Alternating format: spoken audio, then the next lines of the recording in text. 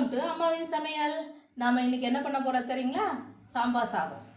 அதுக்கு தேவையான பொருட்கள் இது. நம்ம எந்த டம்ளரில் அளக்குறோமோ அந்த டம்ளரை அளவு அளந்து எடுத்துக்கணும். இதில் நம்ம பச்சரிசி, நான் இந்த டம்ளர் தான் அளந்து எடுத்துருக்கேன். இதில் 1/2 டம்ளர் பச்சரிசி, 1/2 டம்ளர் துவரம்பருப்பு தண்ணி ஊற்றி ஊற வச்சுருக்கேன் 1/2 மணி நேரம்.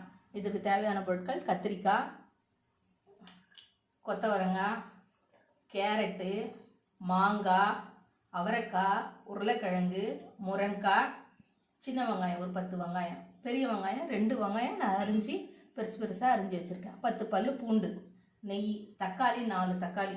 சாம்பார் பொடி ஆச்சி சாம்பார் பொடி எடுத்துக்கிட்டாங்க எடுத்துக்கோங்க, இல்லை சக்தி மசாலா பொடி இருந்தாலும் எடுத்துக்கோங்க, இல்லை வீட்லேயே ரெடி பண்ணாலும் அந்த பவுடரத்தில் செய்கிறது. எப்படி செய்கிறது பார்க்கலாமா? வாங்க. 2 ஸ்பூன் எண்ணெய், கடுகு நல்லா பொரிஞ்ச உடனே சீரகம் 4, 10 பல் பூண்டு,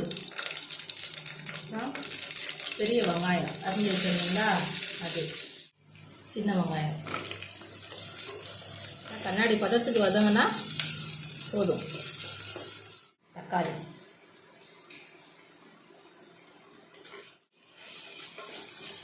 தேவையான காய்கறிகள்: கொத்தவரங்காய், கேரட்,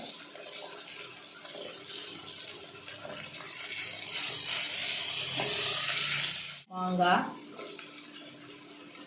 அவரைக்காய், உருளைக்கிழங்கு,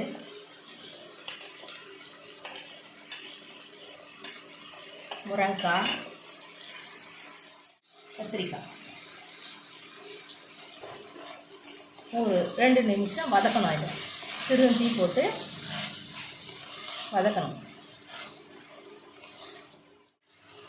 1/2 ஸ்பூன் மஞ்சள்தூள், சாம்பார் பொடி 4 ஸ்பூன் சாம்பார் பொடி, லேசாக வதக்கினா போதும்.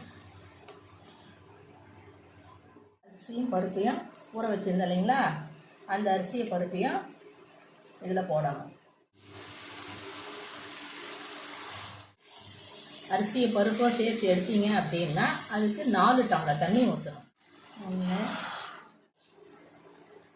4 டம்ளர் தண்ணி, தேவையான அளவு உப்பு.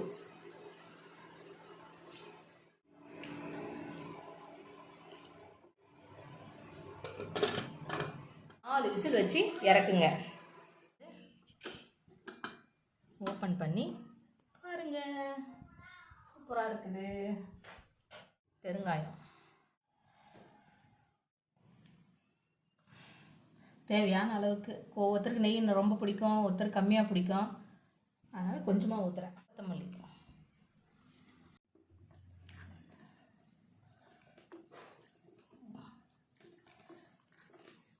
சாம்பார் சாதம் ரெடி ஆயிடுச்சு. அப்பளம் வச்சுட்டு சாப்பிட்லாம். நான் இன்றைக்கி வடை சுட்டேன், அதனால் வடை வச்சுட்டு சாப்பிட்லாம். வாங்க. தேங்க்யூ ஃபார் யுவர் வாட்சிங்.